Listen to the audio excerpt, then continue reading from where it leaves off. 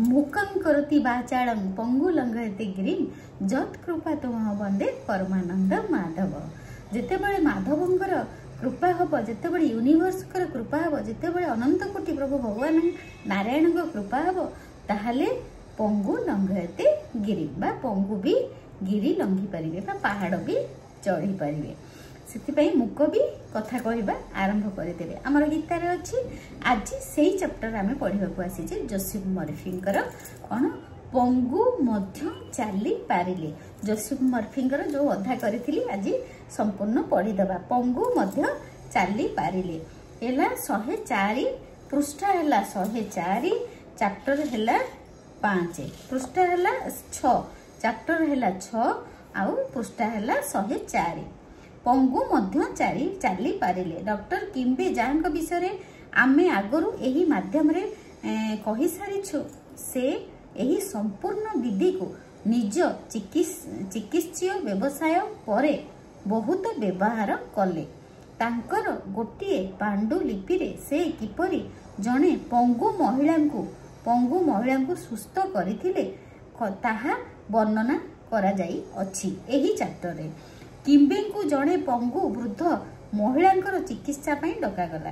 महिला जनक बिछणारे पड़े से लिखिछंती जे महिला रोगर कारण थिला तांको गोटे छोट एवं संकुचित कारागार रे बंदी करा जायतिला, जेउठी से सीधा होई छिड़ा हेई पारु नथिले, हल्ली मध्य पारु नथिले। केवल एहा नुहे से बाइबल रे शब्दर आक्षरिक अर्थ बुझुथिले एवं ताहा तांको डराई देइथिला। जे से डरी जाइथिले जे मु जो कथा करिछि मते जो जेल हेइछि ताले मु प्रभुଙ୍କ पाखरे दोषी। से निजको एहा भाबी कि तांको गोटे एते छोट घरे रखिथिले से माने एमति डरी कि संकुचित होई कि जो वर्ष धरि रहिचंती से पंगु होई जाइथिले, सीधा हेइ कि छिडा हेइ पारु नथिले। से किम्बे कहिले एही चुंबक मध्यरे ईश्वरंकर उपस्थित शक्ति थिला जहा एही बंधन को छिड़ाइबार चेष्टा करी मृत स्थिति को ऊपर को उठाइबा पई चाहूची।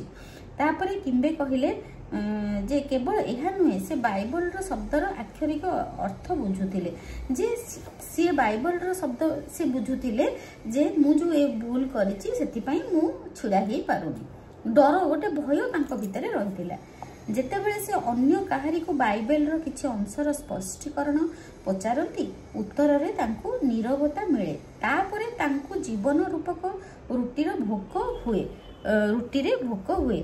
डॉक्टर किम्बे एही मामला को एमिति एक मस्तिष्क भावरे चिकित्सा कले जहाको बाइबल रो अंशर अर्थ न बुझिबा जो रोग होइथिला, जहाको से पढुथिले केही कारणरू सेही कारणरू तांक मनरे उत्सुकता डर एवं गतिरोध सृष्टि होइथिला।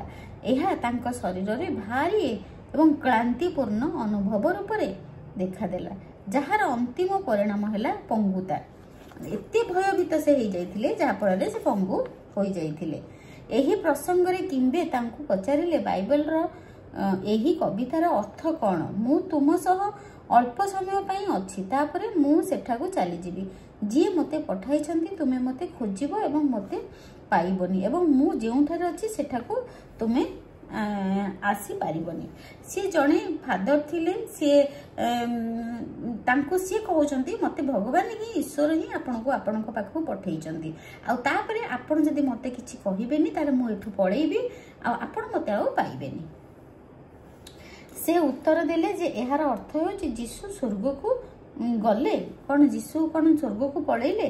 किम्बे तांको बुझाइले जे एहार वास्तविक अर्थ कौन थिला। से कहिले जे तांको सह अल्प समय अर्थ होछि तांकर लक्षण भावना एवं सेगुड़िकर कारण। उदाहरण स्वरूप अल्प समय पई तांको पई मनरे दया एवं सहानुभूति थिला, किंतु से एही मानसिक स्थिति रे अधिक समय पर्यंत रही पारिबे नाही। परवर्ती चरण मु सेठाकु चली जीवी। जी मते पठाइछंती एहार अर्थ हेउछि ईश्वरंकर रचनात्मक शक्ति थिला जहा आम समस्तंक मध्यरे रहिछि। किम्बे तुरंत निज मन भीतर को गले ଏବଂ ଦିବ୍ୟ ଶକ୍ତି ବିଷୟରେ ଚିନ୍ତା କଲେ, ଯେପରି ପ୍ରାଣ ଶକ୍ତି, ବୁଦ୍ଧିମତ୍ତା, ସାମଞ୍ଜସ୍ୟତା ଏବଂ ଈଶ୍ୱରୀୟ ଶକ୍ତି ଯାହା ରୋଗୀମାନଙ୍କ ଶରୀରରେ କାମ କରୁଥିଲା। ତେଣୁ ସେ ସେହି ମହିଳାଙ୍କୁ କହିଲେ, ସେଥିପାଇଁ ମୁଁ ସେଠାକୁ ଯାଉଛି ଯେଉଁଠିକୁ ତୁମେ ଆସିପାରିବ ନାହିଁ, କାରଣ ତୁମେ ନିଜର ସଂକୀର୍ଣ୍ଣ ପ୍ରତିବନ୍ଧିତ ବିଶ୍ୱାସରେ ରହିଛ ଏବଂ ମୁଁ ଅନନ୍ତ ସ୍ୱାସ୍ଥ୍ୟରେ ରହିଛି। ଏହି ପ୍ରାର୍ଥନା ଏବଂ ସ୍ପଷ୍ଟୀକରଣର ପ୍ରଭାବ ତତ୍କ୍ଷଣାତ୍ ଦେଖାଦେଲା ଏବଂ ତାଙ୍କର ମନରେ ପରିବର୍ତ୍ତନ ଦେଖାଦେଲା। ସେ ବିନା କୌଣସି ସହାୟତାରେ ଚାଲିବାକୁ ଲାଗିଲେ। କିମ୍ବେ କହିଲେ, ଏହା ଏକ ସ୍ୱତନ୍ତ୍ର ଉପଚାର ଥିଲା। ମହିଳା ଜଣକ ତ୍ରୁଟି ବିଷୟରେ ଜାଣି ନଥିଲେ, ମୃତବତ୍ ଥିଲେ। ତାଙ୍କୁ ଜୀବନ ଅର୍ଥାତ୍ ସତ୍ୟ ଆଡ଼କୁ ନେବା ଅର୍ଥ ଥିଲା ମୃତ୍ୟୁ ମୁହଁରୁ ଉଠାଇବା। କିମ୍ବେ ଯୀଶୁ ପୁଣି ଥରେ ଜୀବନ୍ତ ହେବାର ଅଂଶ ପଢ଼ିଲେ ଏବଂ ଏହାକୁ ମହିଳାଙ୍କ ସ୍ୱାସ୍ଥ୍ୟ ଉପରେ ଲାଗୁ କଲେ। ଏହା ବୃଦ୍ଧ ମହିଳାଙ୍କ ଉପରେ ଏକ ଶକ୍ତିଶାଳୀ ପ୍ରଭାବ ପକାଇଲା। ସେ ମହିଳାଙ୍କୁ ବୁଝାଇଲେ ଯେ ସେ ଯେଉଁ ସତ୍ୟକୁ ସ୍ୱୀକାର କଲେ ତାହା ଏକ ବିଚାର ଥିଲା ଯାହା ଡର, ଅଜ୍ଞାନତା ଅଥବା ଅନ୍ଧବିଶ୍ୱାସ ରୂପକ ପଥରକୁ ଘୁଞ୍ଚାଇ ଦୂର କରିଦେଲା ଏବଂ ଏହିପରି ଭାବରେ ଈଶ୍ୱରଙ୍କର ଉପଚାର ଚିକିତ୍ସା ଶକ୍ତିକୁ ପ୍ରଭାବଶାଳୀ କରି ତାକୁ ସମ୍ପୂର୍ଣ୍ଣ କଲା। ଆଜ୍ଞାବିଧି ଆମ ଶବ୍ଦରେ ଶକ୍ତି, ଆମ ଅନୁଭବ ଏବଂ ଏହା ପଛରେ ଥିବା ବିଶ୍ୱାସ ଅନୁରୂପ ହୋଇଥାଏ। ଯେତେବେଳେ ଆମେ ଅନୁଭବ କରୁ ଯେ ଯେଉଁ ଶକ୍ତି ପୁରା ଦୁନିଆକୁ ଘୁରାଉଛି ତାହା ଆମ ତରଫରୁ ଘୁରିଛି ଏବଂ ଆମ ଶବ୍ଦ ଆମ ଆତ୍ମବିଶ୍ୱାସ ଏବଂ ଆଶ୍ୱାସନାକୁ ବଢ଼ାଉଛି, ଆପଣ ଶକ୍ତିରେ ଶକ୍ତି ଯୋଗ କରିବା ପାଇଁ ଚେଷ୍ଟା କରନ୍ତି ନାହିଁ।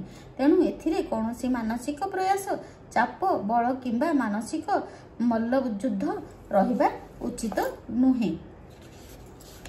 ଜଣେ କିଶୋରୀ ଆଜ୍ଞାବିଧିକୁ ଜଣେ ଯୁବକଙ୍କ ଉପରେ ଉପଯୋଗ କଲେ, ଯିଏ ଲଗାତାର ତାଙ୍କୁ ଫୋନ୍ କରୁଥିଲେ, ଡେଟ୍ରେ ଯିବା ପାଇଁ ବାଧ୍ୟ କରୁଥିଲେ। ତାଠୁ ମୁକ୍ତି ପାଇବା ବହୁତ କଷ୍ଟକର ଥିଲା। କିଶୋରୀ ଜଣକ ଏଭଳି ଆଜ୍ଞା ଦେଲେ, ମୁଁ ଏହି ଯୁବକକୁ ଈଶ୍ୱରଙ୍କ ପାଖକୁ ପଠାଉଛି। ସେ ସବୁବେଳେ ନିଜର ପ୍ରକୃତ ସ୍ଥିତିରେ ରୁହନ୍ତୁ। ମୁଁ ସ୍ୱାଧୀନ ଅଟେ ଏବଂ ସେ ମଧ୍ୟ ସ୍ୱାଧୀନ। ମୁଁ ବର୍ତ୍ତମାନ ନିଜ ଶବ୍ଦଗୁଡ଼ିକୁ ଅନନ୍ତ ମନ ମଧ୍ୟକୁ ଯିବା ପାଇଁ ଆଦେଶ ଦେଉଛି ଏବଂ ତାକୁ ଯିବା ପାଇଁ କହୁଛି, ଏହା ହିଁ ହେଉ।